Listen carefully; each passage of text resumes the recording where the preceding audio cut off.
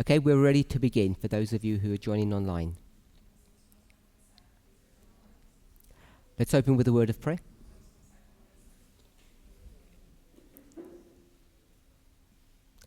Holy God, we want to give you praise and thanks, both for the privilege of being here, of fellowshipping with friends, but also because we have an opportunity to study your word.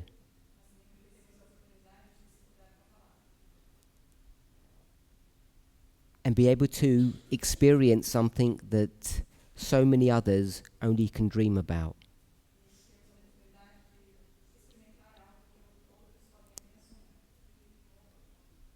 We thank you for the dedication and commitment of past teachers.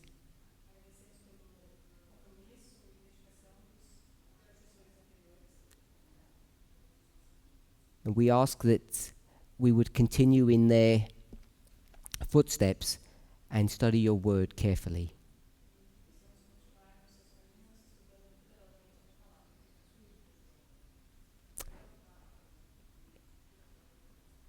In Jesus' name, amen.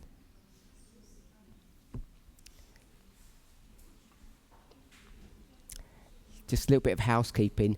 Anna, you're translating a lot faster than Shemaine. I can hear your voice, and if I begin when you finished, if she's lagging, others might lag.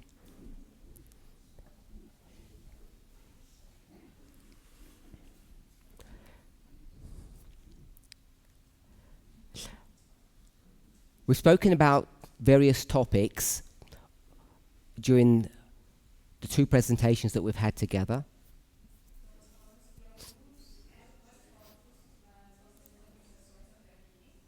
They all relate to Matthew chapter 5, Revelation 17,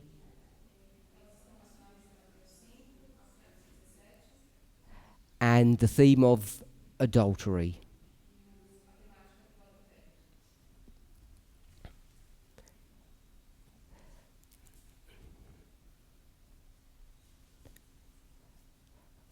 What I want to try to do is give an overview without any definitive proofs.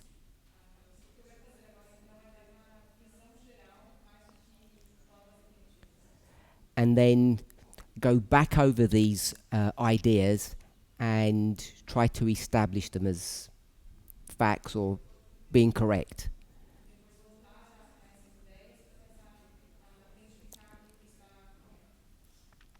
So I want to give us 4 Old Testament Bible verses.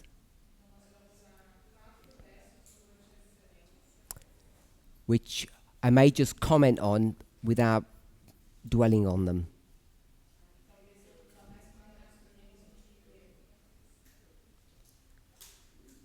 So we have the Old Testament, Hosea chapter 1, verse 2, Ezekiel chapter 16, verse 15,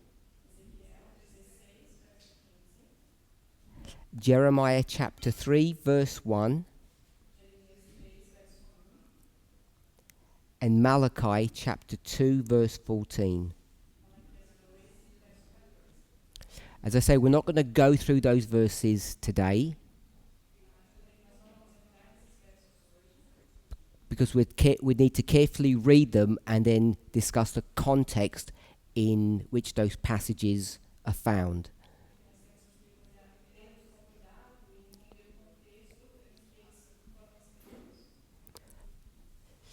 Hosea chapter 1, verse 2. God is speaking through Hosea to God's people, the church.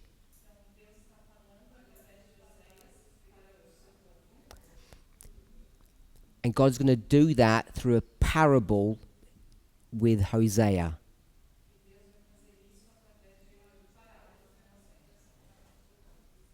And so Hosea now is instructed to marry a prostitute.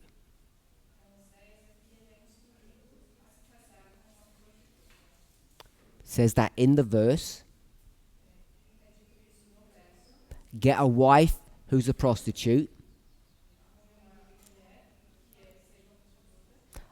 I'm not sure how it reads in different languages. But towards the end of the verse, it says because. Does it say something like that in a different language?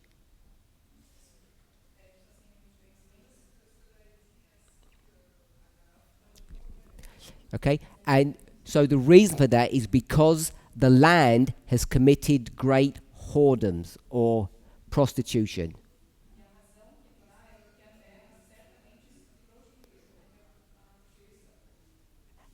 And the land has departed from God. So we're not going to discuss the details of that, except to say at a superficial level,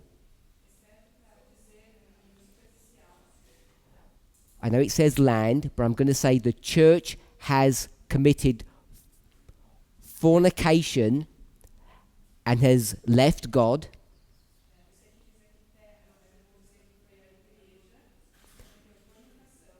And, and to demonstrate that, God's prophet is now required to marry a woman of, it says in the King James, whoredom or of prostitution.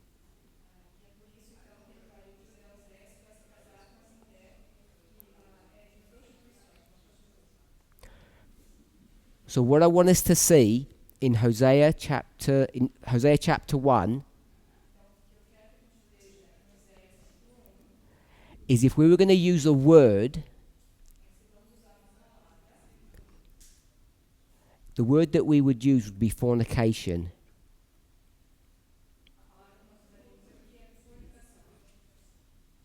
Without going into the Hebrew or discussing it.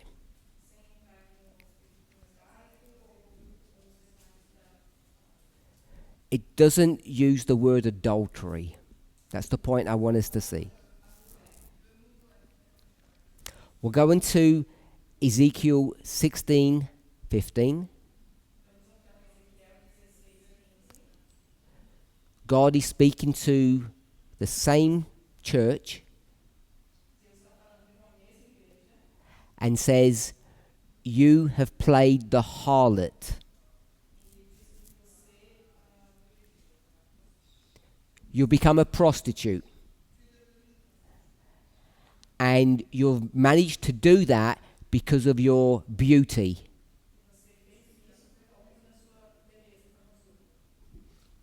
So, harlot. Again, we're not going into the details, but the implication is that the wife is now behaving as a prostitute.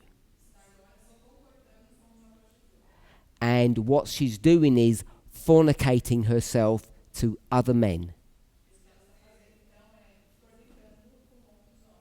In the King James, it explicitly uses the word fornication.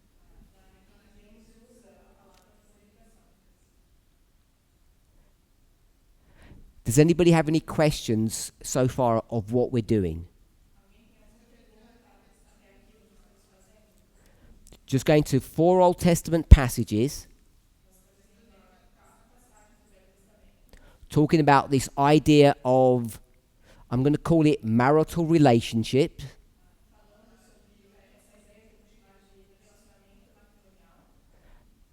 So we're beginning at Matthew 5 and looking backwards, if I can put it that way.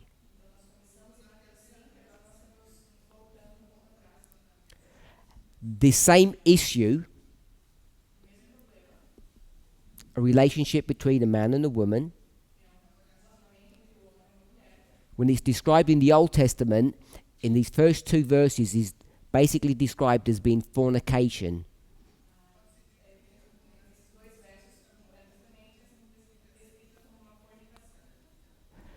we know in both verses it's specifically speaking about the church and God.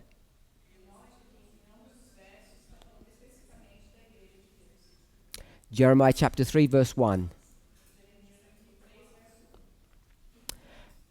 speaks about a husband putting away his wife, divorcing her.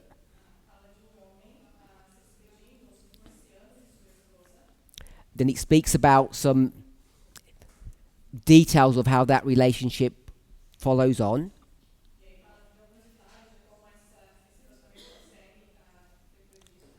It describes how bad the crime is of divorce and remarriage, essentially.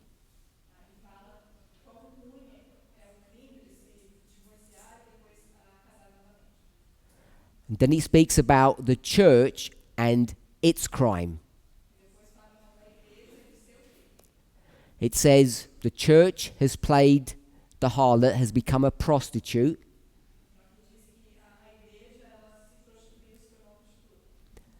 Has gone to many lovers, and yet her husband is saying that you can come back and we'll make everything okay. So she's become a prostitute, and I'm going to say that this is fornication.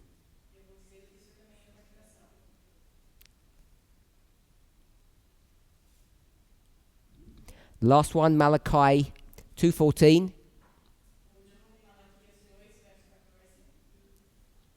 Speaks about the church and God.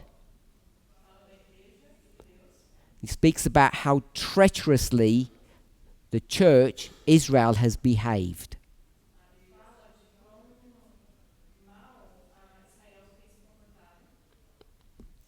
So I'm going to call this fornication too. It doesn't explicitly use the word adultery.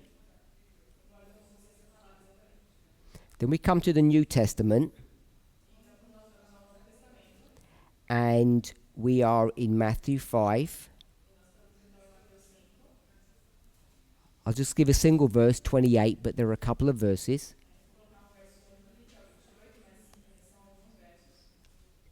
Uses the word adultery.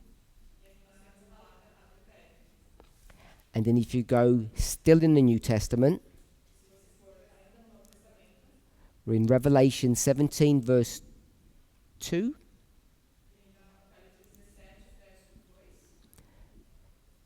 It now speaks about fornication.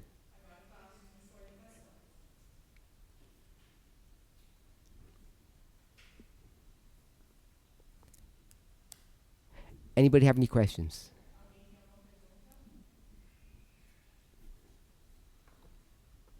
So,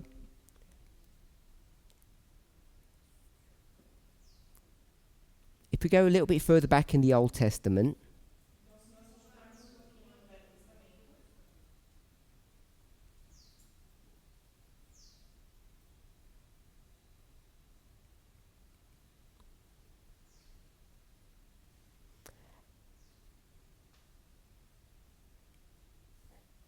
and I'll give one more Bible verse. Exodus chapter 20. The standard verse that deals with adultery.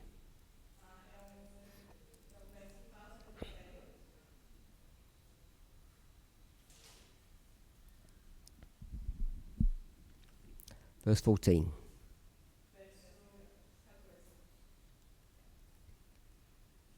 So we have adultery, fornication, adultery, fornication.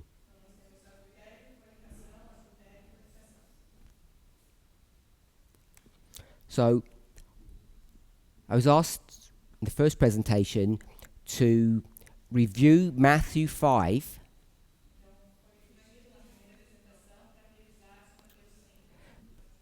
because I made the argument that it's dealing with the church and God.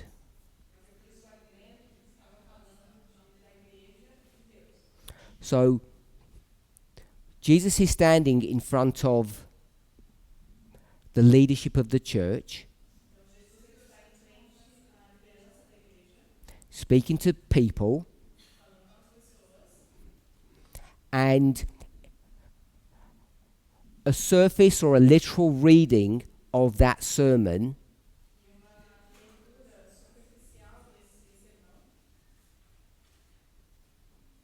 so in Matthew 5,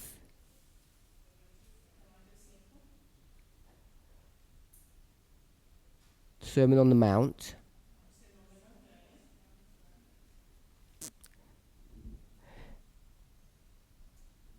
let me try to put it this way. God, Jesus, wants to change the people's focus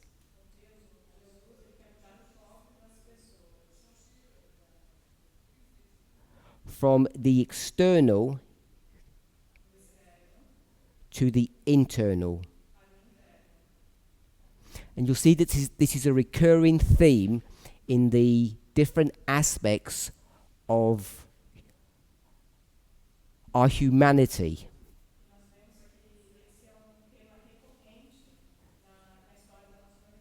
So it's going to deal with relationships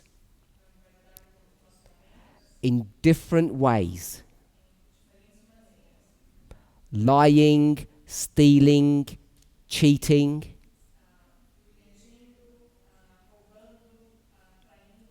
loving, hating. So Jesus wants to not redefine the law. Jesus is not trying to redefine criminality. So in the Old Testament, the way the law is structured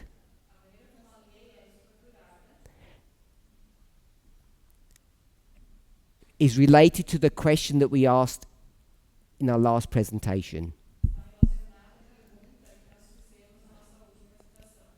When you're judged, what are you judged upon? Your thoughts. We'll put feelings next to that in parenthesis. Your thoughts or your actions. Your mind or your body. I don't know if we all came to a consensus on that. In the class, I don't think we did. And we didn't really discuss it as a group afterwards. I'm suggesting that the criminality is the physical, the external. That's what marks the crime. That's what marked the crime in the Old Testament. There is no discussion about what you think. It's all about what you do.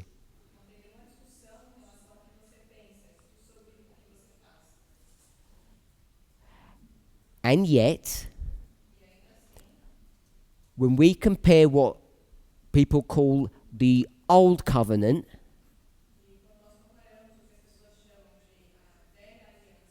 and the New, that would be the Old Testament and the New Testament. Some people would call it the Law and the Prophets versus the Gospel. When you compare those two dispensations, I'm assuming we're all familiar with the following. Ellen White says in a very matter-of-fact way, in a very simple way,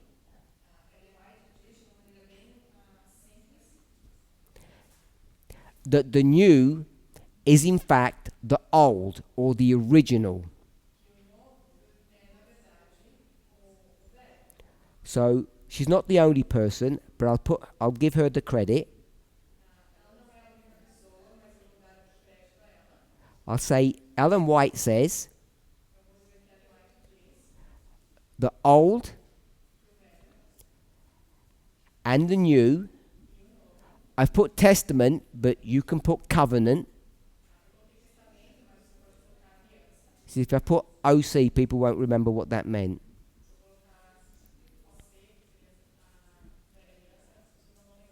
And she says the New Testament was the old or the original one.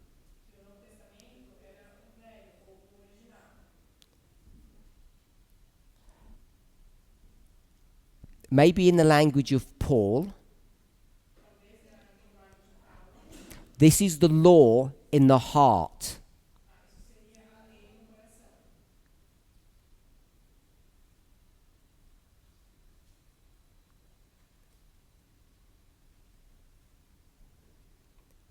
And maybe we'll call this the law in action.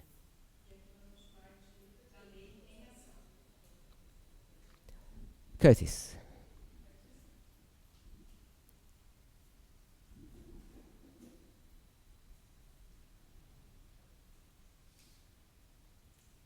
In Genesis 3:15, Em Gênesis 3:15, when that discussion is happening between God and Adam and Eve,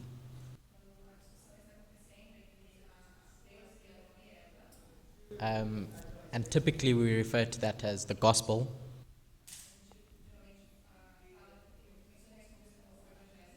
Is this what Ellen White is referring to? Is that what Ellen White is referring to? Genesis 3:15. So I'm going to put Genesis 3:15 here.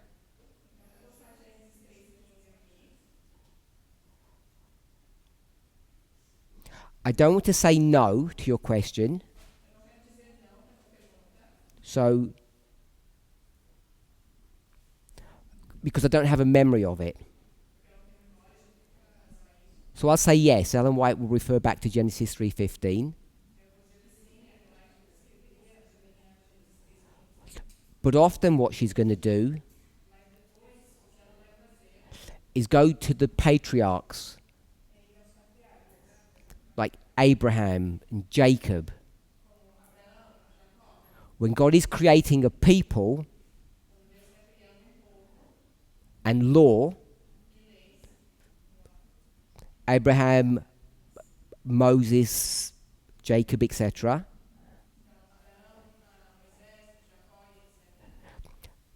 the law in action is circumcision in that context. It's a physical act. And Ellen White will point out that for someone like Abraham, there had been an internal work beforehand. So his heart had already been circumcised long before his genitalia were circumcised.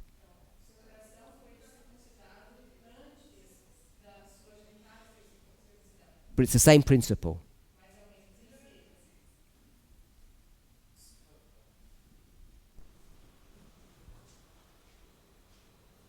So Abraham and the patriarchs we'll say initiate this thought. Or not they, but God initiated this internal work.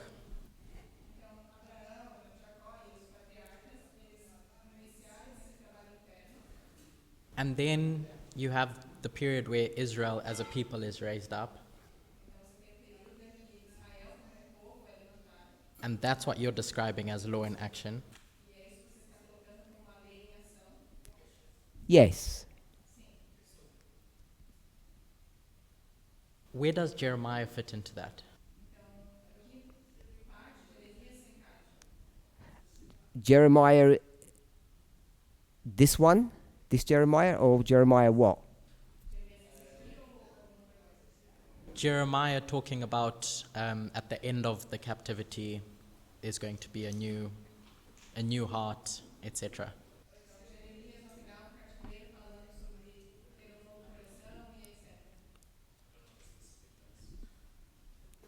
Like, why does he bring that up? Did you get what he said? Did you translate that?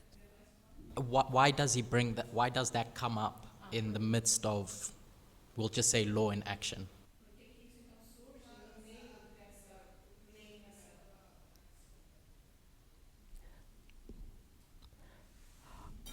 I'm going to guess I'm not going to answer your question. So, I think the tension between the law in the heart and the law in action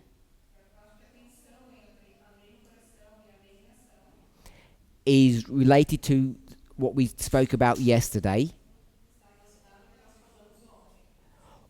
What a person can be judged upon.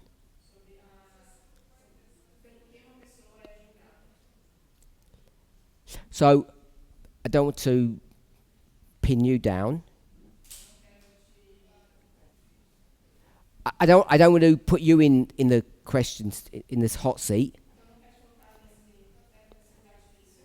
But if you took that model of Jeremiah, new heart, and you look at real life after the Babylonian exile, this flowery talk about new heart, in practice, when you have 1 million people coming back to Israel, does it actually mean anything in day-to-day living? Okay. So I guess a part of my question is Jeremiah talking individually, or is he talking about Israel as a nation?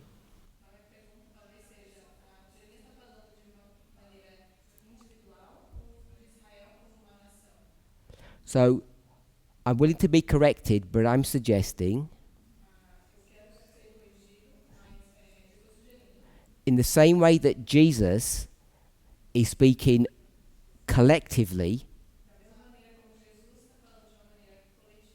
so is Jeremiah. So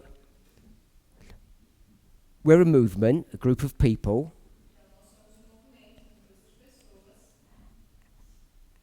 and because we have not yet publicly made the following point,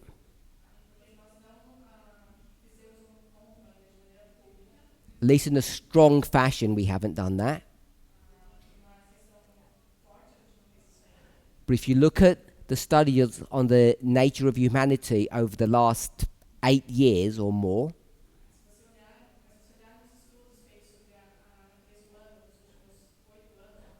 you'll see that the evidence is already there.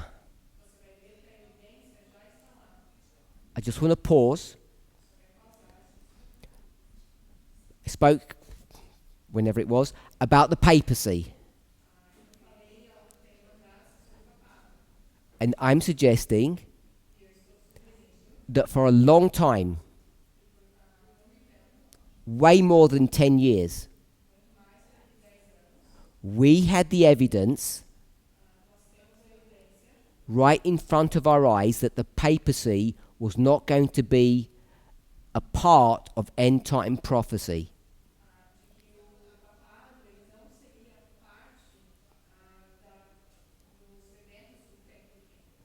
When I said they're good,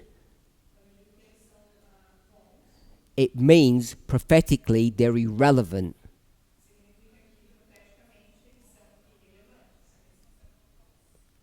Politically, they may be relevant,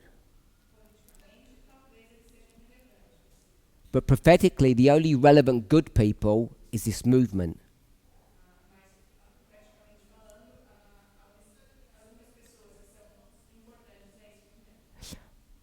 So, my only comment that I wanted to go, I'm making about the papacy now, is that today we're boldly proclaiming who and what they are prophetically.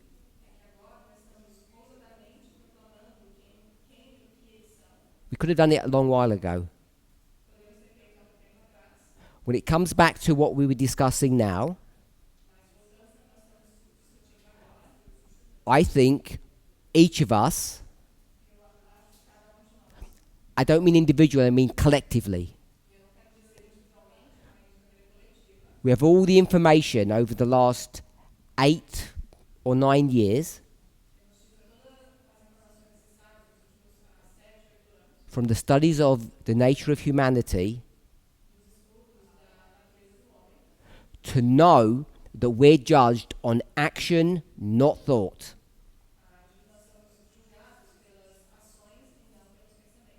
And what we haven't discussed is the implications of that, which is either knowingly or not knowingly what Curtis is pushing now.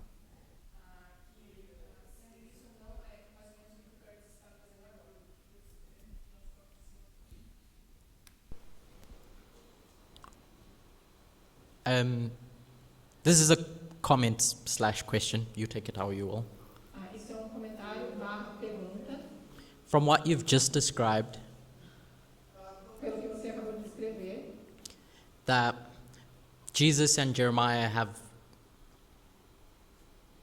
this way of looking at institutions.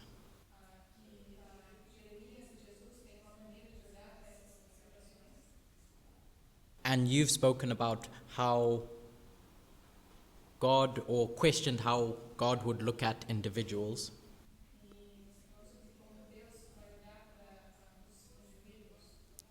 If you were to look at an institution and think of what the thoughts of an institution would be,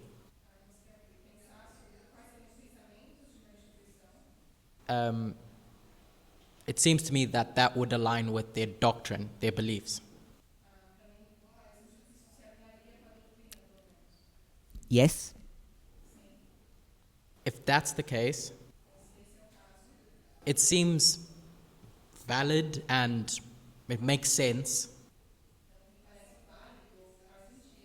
why Matthew 5:28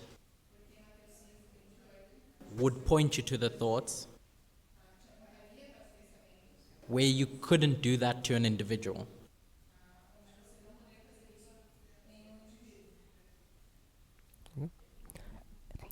Let me try and repackage that.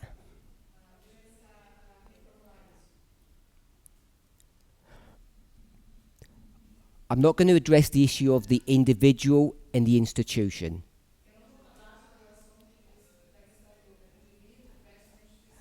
But I'm going to address it from the point of view of salvation.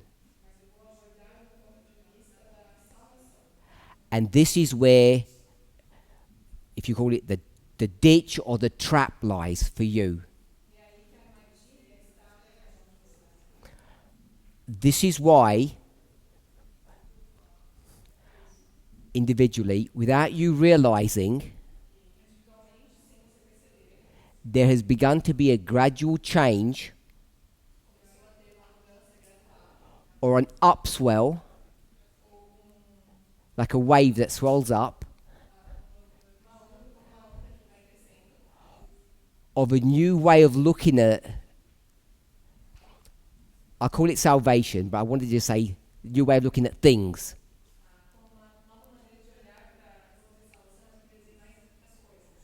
If I put it this way, don't look at yourself when I say the following. Based upon Matthew 5, when God comes to judge the person, that person is not, cannot be you. Which means you have to undo a lot of concepts and ideas that you have about salvation.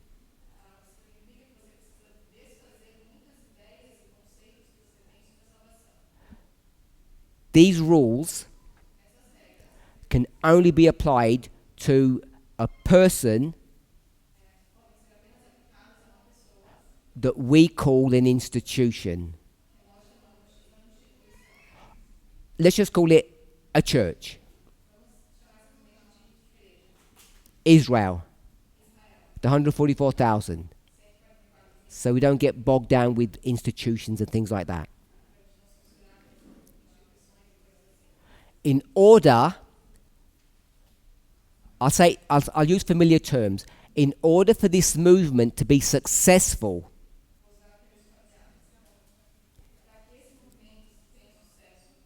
we understand what that means. When God looks at the movement to know if it's successful or if it's a failure,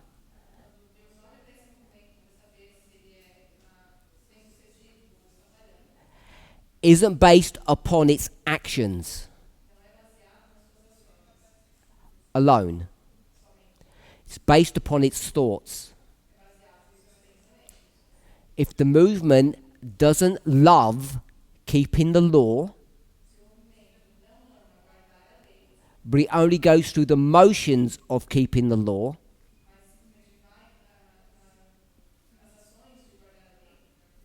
it fails. That model that sounds really simple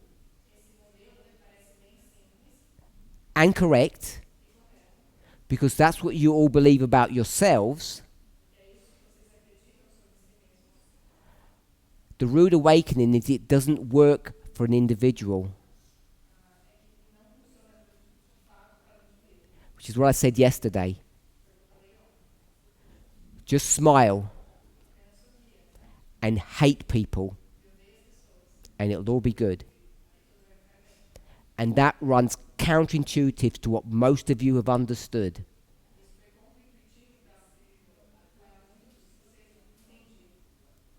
Okay? Put your hands up who wanted to say something, because there was a... Now, if you want to say something, put your hands up. Doesn't matter what it is, but you need a mic and I need order. So Michaela and then Matthias. Sorry. English is very short because it's not a question. The original video is freezing, so we'll... Original? Question mark. No, la transmisión, ¿cómo diría? The recording was freezing, and we lost the first part about the movement. You say... I've lost, sorry.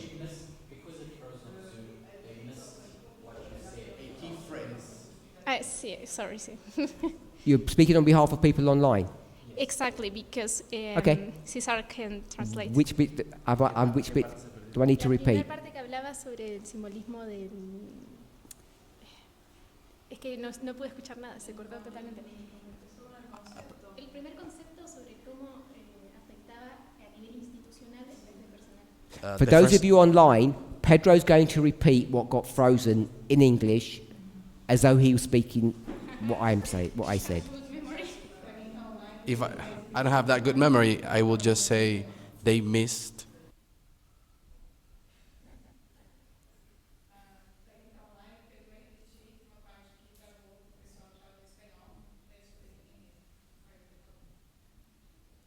They missed the implications of when we move from the individual to the institution.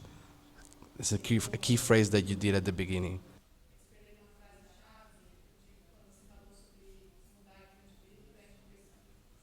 Are we all good? All done? Not yet? No, if you could do it.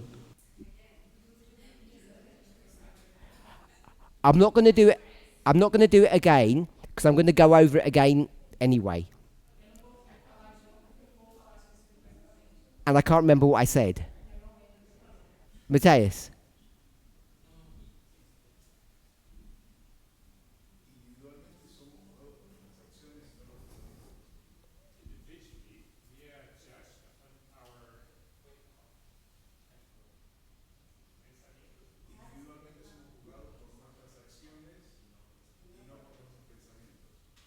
Individually, we are judged upon our actions and not upon our thoughts.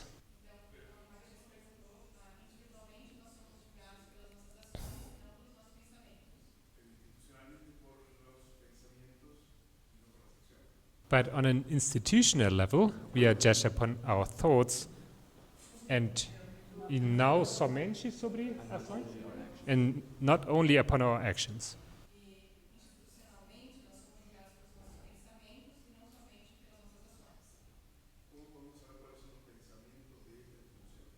How can we know what the thoughts of these institutions are?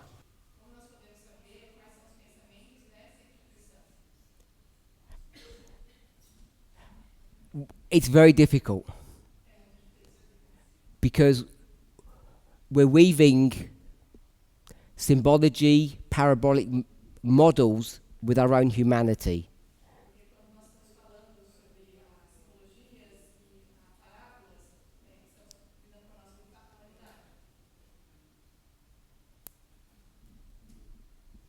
I don't know how God will do that. And I'm not saying these are facts, I'm saying these are my opinions. So I know I didn't answer your question, I apologize. So let me gather us all back together. We've got in the Old Testament adultery, fornication, New Testament adultery, fornication.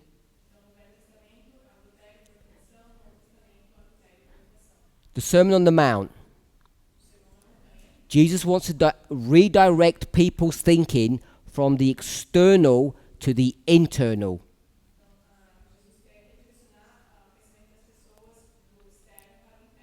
The action to the heart. From the fulfillment to the root cause.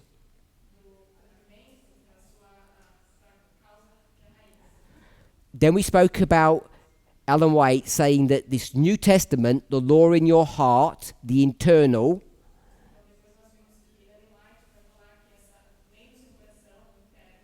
in fact is the original covenant or the original testament.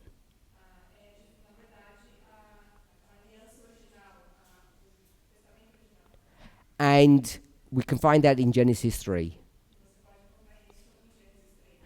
Then the question was asked, in this history, Jeremiah, you gave the verse. You gave the verse. Someone can check this. We were given Jeremiah 31:33, which speaks about the experience of Israel after the Babylonian captivity.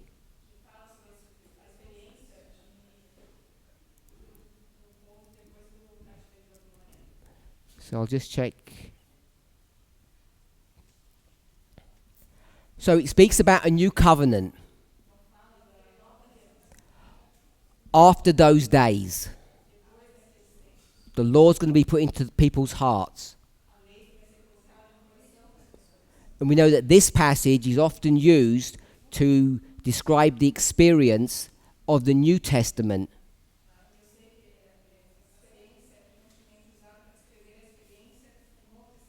But a careful reading, as Curtis suggested, is actually an Old Testament experience after the Babylonian captivity.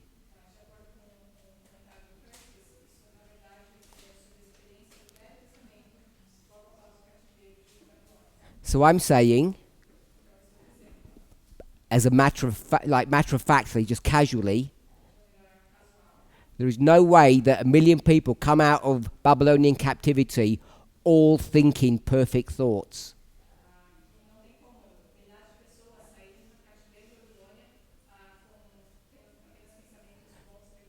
But rather, this is talking about a collective experience, or what we would call the relationship or the experience of the church.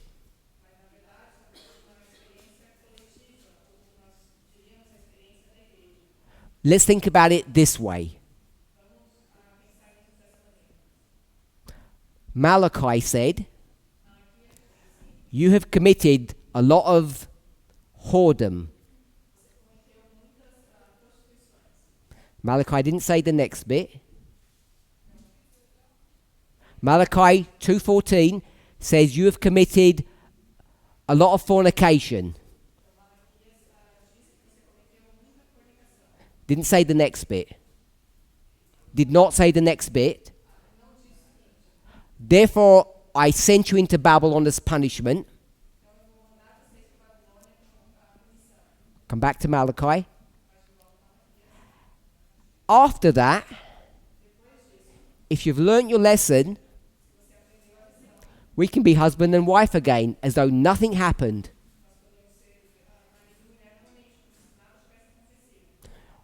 You will love me like you used to at the beginning, and I've always loved you. I, the man, the husband, God. The woman, the wife, Israel. She has to change her ways. Where her affections lie. We'd all understand that to be a new start.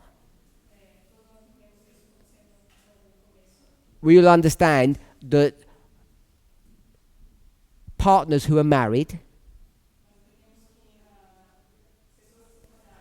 they're not just supposed to go through the motion, they're actually supposed to be committed to each other.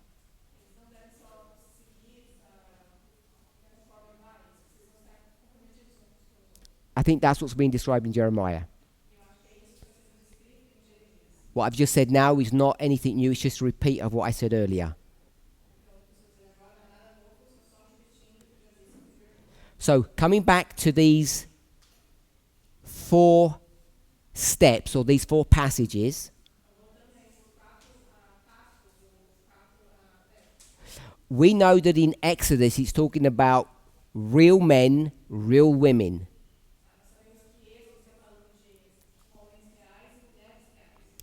In these 4 other Old Testament passages, it's speaking symbolically.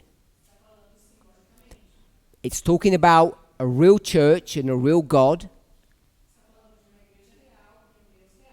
and their relationship is going to be described symbolically as men and women marrying.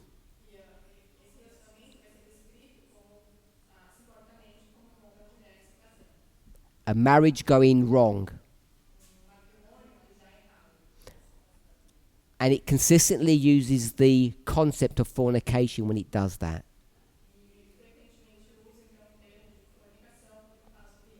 Then you come to the New Testament, Matthew 5. So Jesus is going to try to do several things. He wants to correct the thinking of the people. That's everybody. From the feet to the head. And he's going to say what's really important is that you love the law, not practice the law.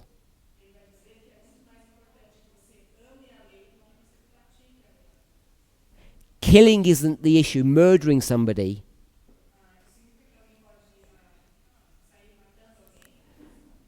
That action has its root in hatred. If you didn't hate, you wouldn't kill. And there are various examples of that. If you didn't look at people's things with a jealous eye, you wouldn't steal from them. If you were happy with what you've got, you wouldn't desire to steal.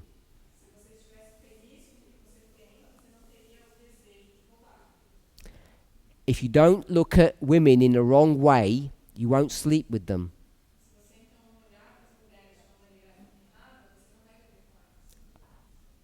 I apologize for all the sexist innuendo in all of that. I understand it, but I'm just reading and quoting the passages as they are.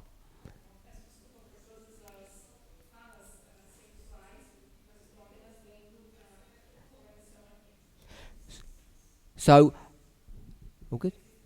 So, I've suggested that beyond the real, literal person, like Exodus 20, Jesus is also speaking at a symbolic or a prophetic level.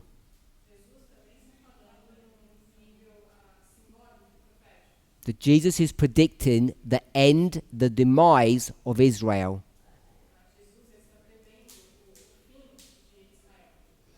And we only focused on adultery,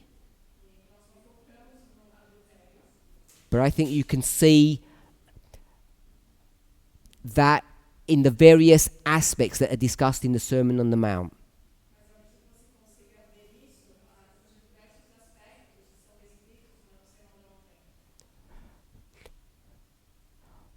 Whatever Jesus' reason for speaking in the way that he did,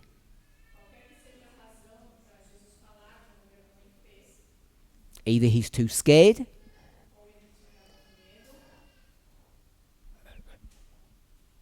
for whoever he's scared of and whoever he's scared of. So I'm not saying he's scared for himself. We would probably call that wisdom. So if Jesus is either being prudent or Jesus is scared,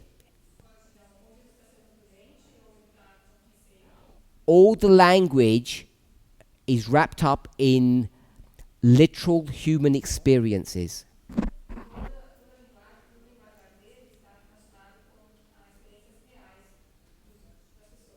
And therefore, when it comes to our focus of attention, which is verse 28, it's going to use the word adultery, not fornication.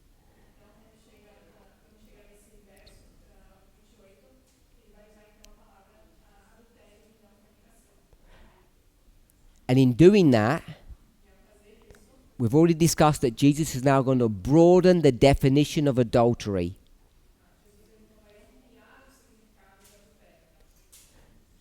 Anybody and everybody is committing adultery when they do something wrong. So in the Old Testament, a married man, his name is Judah.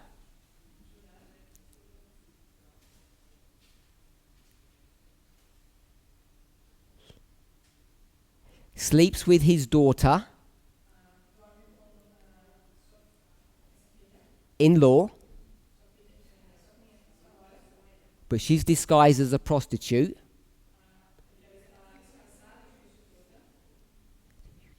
We all know the story. When they find out she's pregnant, who's the criminal? She is. She's not married. She's widowed. I'm going to call it married, but she's supposed to be married. She's a middle-aged woman. And now she's supposed to be, I'm going to call it married to a young man.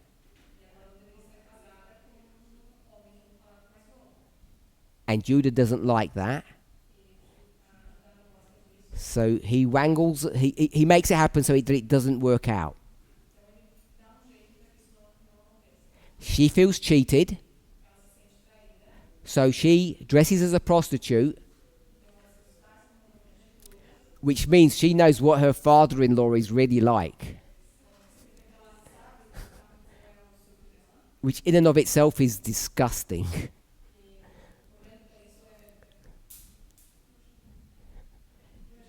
He's a dirty old man, we would call him today. She goes to the right place at the right time, captures him, he sleeps with her, and makes the necessary payments. No crime has been committed. Married man can sleep with a prostitute to relieve himself. However disgusting that sounds to all of us. So, you know the rest of the story. New Testament.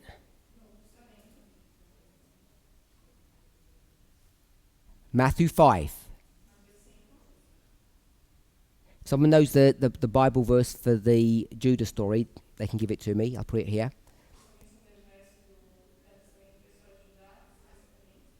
Matthew 5. Married man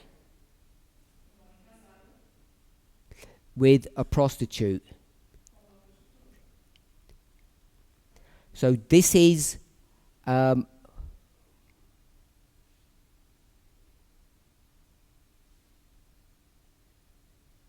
no law broken. In the Old Testament. According to the broader definition that we now have in Matthew 5,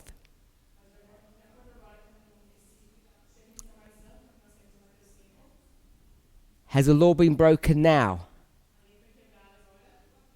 The law of adultery.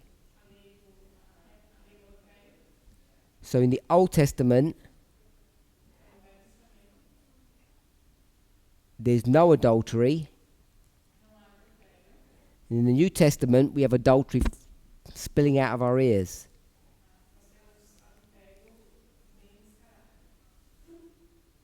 So there's been a fundamental change.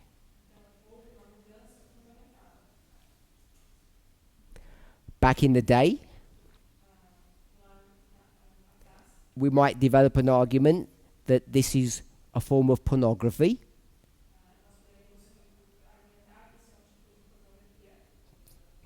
All those dances that those women were doing in front of the kings at a feast, that definitely was pornography.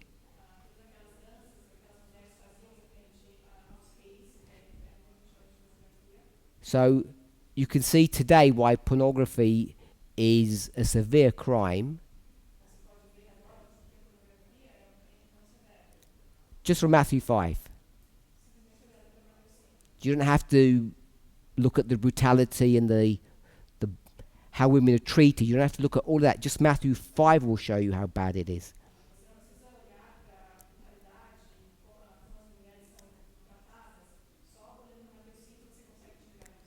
We've gone from Exodus to the prophets to Matthew. And now we're in Revelation 17. Why does it say fornication? So, before we answer that question, in Revelation 17, do we have a married man who's sleeping with a prostitute? You might argue that you don't know if the kings are married or not. That's a fair point. If they are married, is this fornication in Revelation 17:2?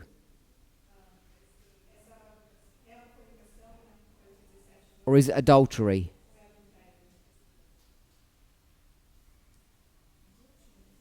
It's adultery, yes? Because it has to comply with the new way of understanding the law. In the New Testament, the adultery has a much more broader definition.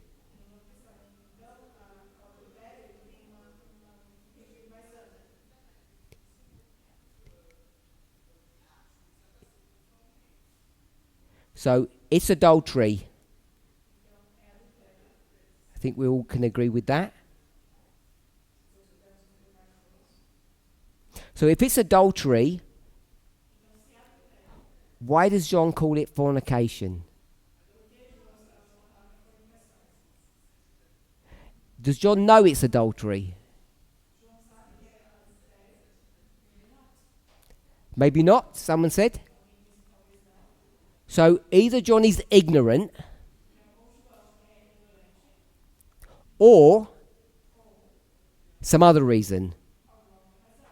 We do know that he was there at the Sermon on the Mount 70 years ago, when he was a young person. So we do know that.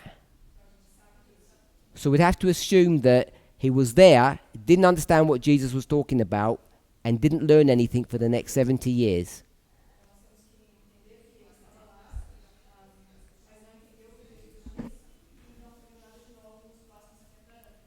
Or he chose not to use the word adultery. So we've got some assumptions in our story. We're assuming that the kings are married. We're assuming that it's adultery that's going on. And we're assuming, or we're going to ask the question whether or not John knows that it's adultery or not.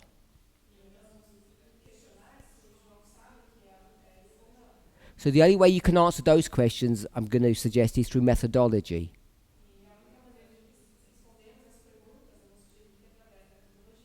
So, as I said, we're going to go over this in more detail. But what I want to suggest is the following. John knows what he's talking about. We'll make that premise. And the kings are married. In Exodus, he's talking about real people, uses the word adultery. When it comes to churches, kingdoms, and their relationship with God, it uses the word fornication. So when it moves away from an individual, I call it to a movement, the word changes. We have evidence of that. In the New Testament, Matthew 5, I'm not disagreeing that Jesus is speaking about real people. But the ramifications has to be understood institutionally or corporately.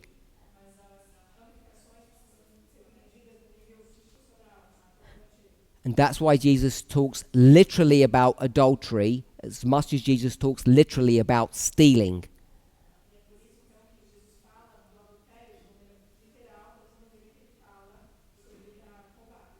And literally about killing.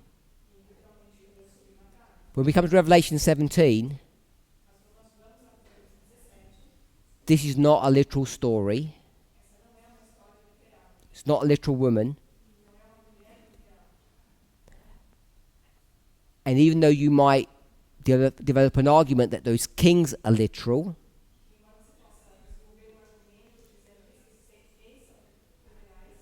often enough they're not. So Revelation 17 is symbolic, just as much as these Old Testament prophets are speaking about symbology.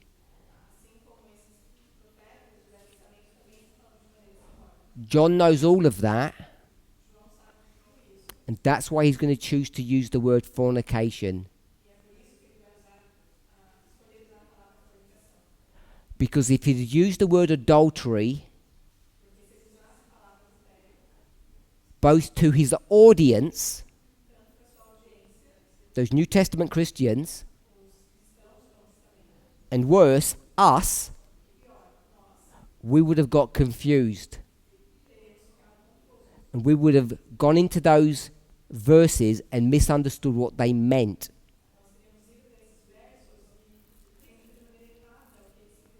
So John's forced to use the word fornication, knowing full well that this is really adultery. So this is not a complete proof or defense of why this is what's being taught today.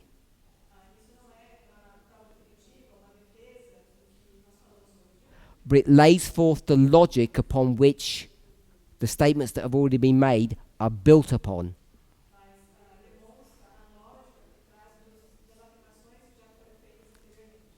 Curtis, and then Daniel.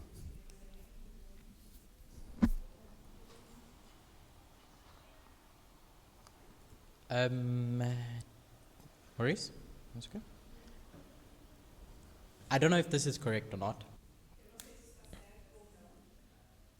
But when you trace adultery throughout the Old Testament, the context in which it's used seems to be related to something about the covenant that God has with a covenant.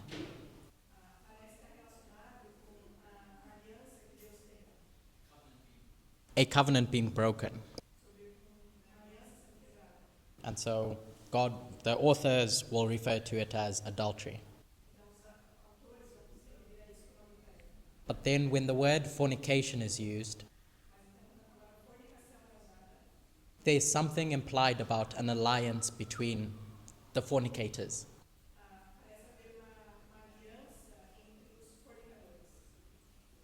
I think Eu acho John is deliberate, as you said,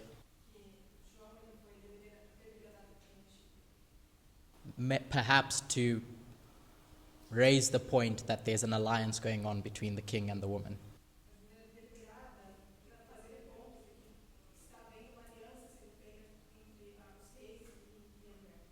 So, yeah. Did everybody understand what Curtis's point was? Whether it was right or wrong, he's not saying that it's correct. I think he said the following. Adultery compared to fornication, when it's fornication, the two people who are doing whatever they're doing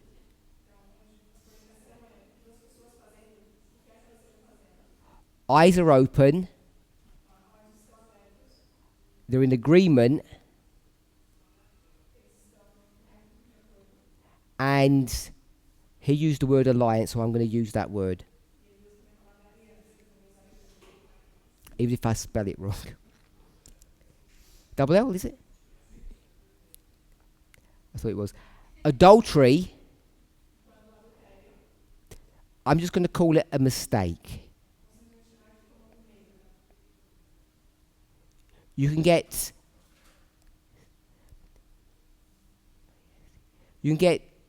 beguiled or into something and you don't know how you got there.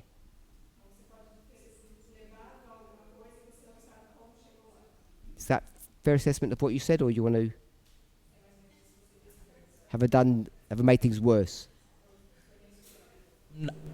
I'm not sure if I would frame it as mistake or beguiled or etc., because I don't want to take away the fact that in 17 it is adultery.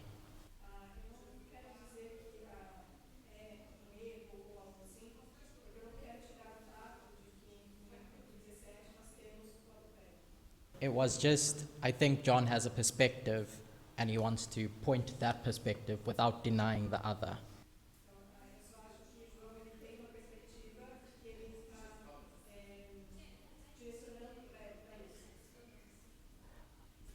I know he used the word covenant. I didn't understand what that meant. I'll leave this as a question. Daniel. So, looking to the definition of adultery and fornication, So looking at adultery, what? Sorry, looking at the definition of adultery and fornication. Adultery is when you have at least one person married and this person has sexual relationship with someone, with another person. Fornication refers to people who have consensuous relationship and they are single.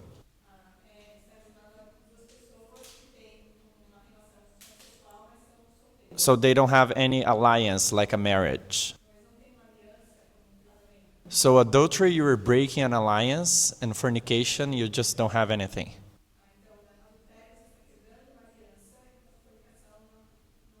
On Revelation 17 verse 5, it says that it's written, mother of harlots.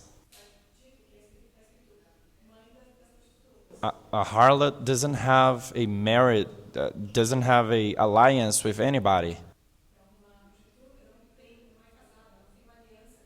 She's might be commuting fornication, while the beast, if the kings of the earth has a marriage, an alliance with someone,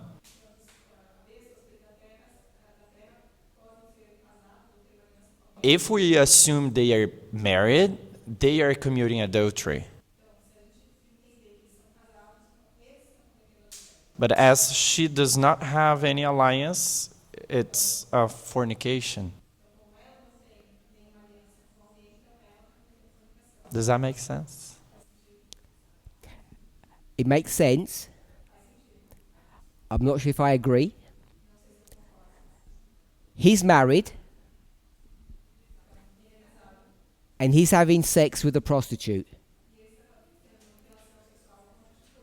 Is he committing adultery? Yes. She, single woman, is sleeping with a married man. She committing adultery. Is she committing adultery? She's not breaking her alliance. She's breaking his alliance. So you mean she's guilty as well? The act is an act of adultery For him, because one of the parties is married. I agree. Yeah, it makes sense. But what if she doesn't know that he's married? What we have to establish in order to have this to be adultery is that he's married. Correct. Because if he's not married, it's fornication. It makes sense. I agree. If it's act of adultery because alliance is being broken. Correct. So there are certain things that need to be put into place. One of them is to establish that the kings are married.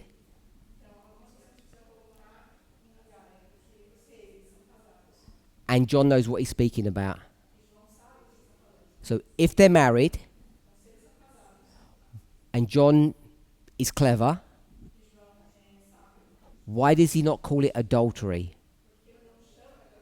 So there are several questions that need to be answered. And I've alluded to some of those already. I've suggested the answers to some of them. Who are the kings married to? Their wives. Who are they? Who are their wives? Yeah. The same thing as the woman, the prostitute. It's the good version of her. Okay. Anybody else got any questions besides Curtis? Because I just want to give other people. Joanne and then Raymond. Can we say that John was trying? Was trying? No, was trying. Pull apart the religious part.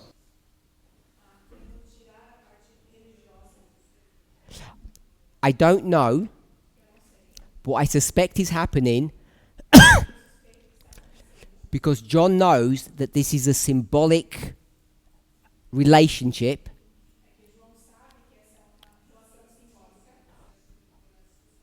I'm going to say this as a fact, but it can only be a suggestion at the moment. John knows that if you're going to talk about symbolic things, you have to use the word fornication and you cannot use the word adultery. Because contextually, I'll call it prophetically, if you were to use the word adultery, it would give the wrong answer, the wrong impression.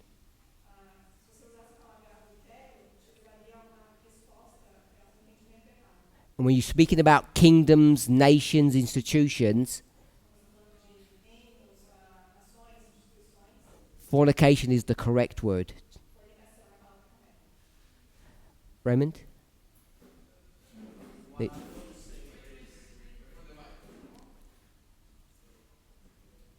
What I'm going to say, I should have said it earlier on in the study, but I didn't want to break how the study was developing.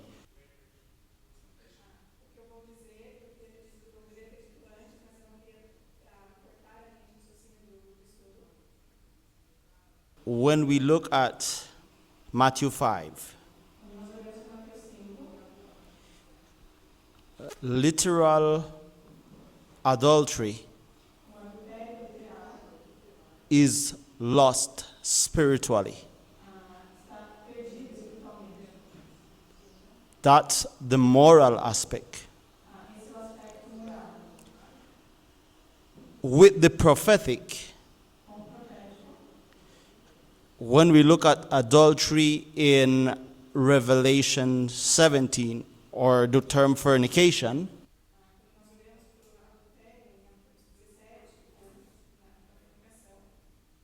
that's a symbolic symbol. So the application will become the literal. So therefore, fornication is, I would say, spiritual in Revelation as the symbol, and how it plays out is going to be literal.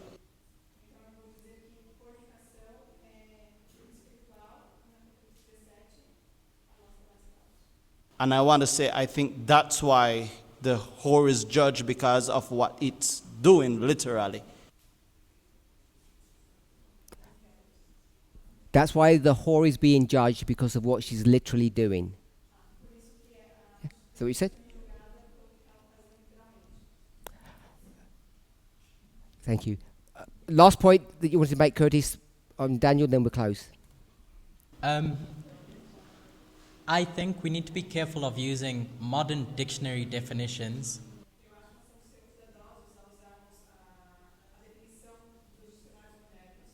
for these Greek terms that are used. For instance, fornication is just a sexual crime. It's an umbrella term in the Bible. And adultery will fit into that. Doesn't carry the implication of two separate and distinct meanings.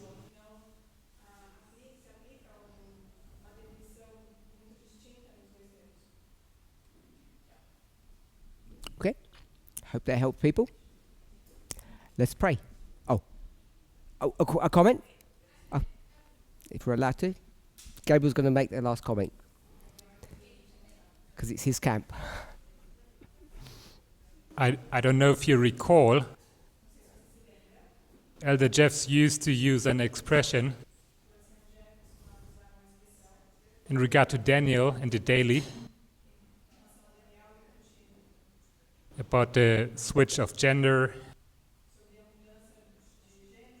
He was saying, Was Daniel careful or a careless writer? Careful or careless writer?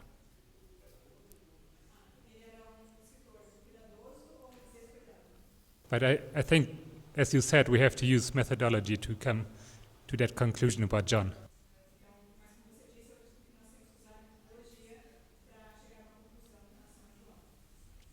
Am I allowed to give Michaela the last say or no? Yeah. Michaela, did you want to say?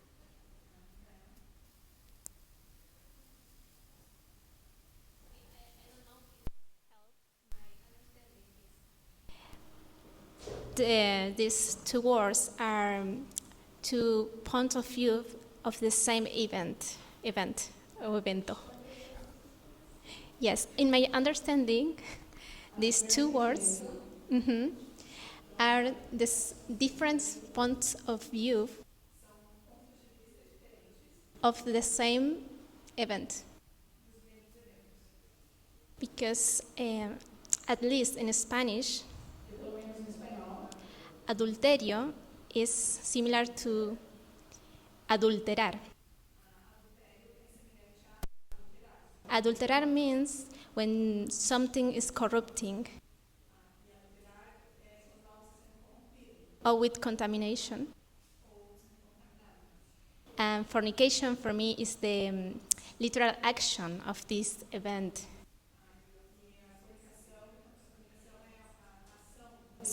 For example, you have fornication when you have some sexual relationship with out of marriage.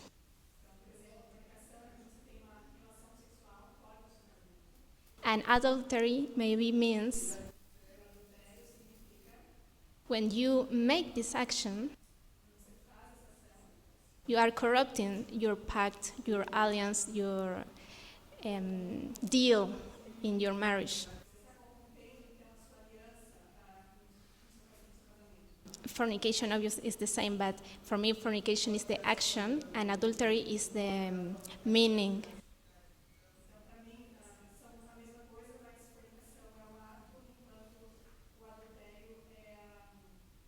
Yes, the consequence, the meaning of corrupting your deal, your marriage, is how I understand. I hope that helped people. Let's pray.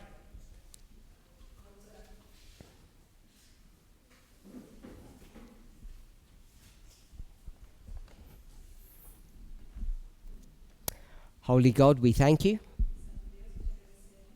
that we can have the opportunity to share our thoughts and our ideas. But as these thoughts and ideas come together, that they can be distilled and purified so that we might have the truth of what Revelation 17 is speaking of. We thank you in Jesus' name. Amen.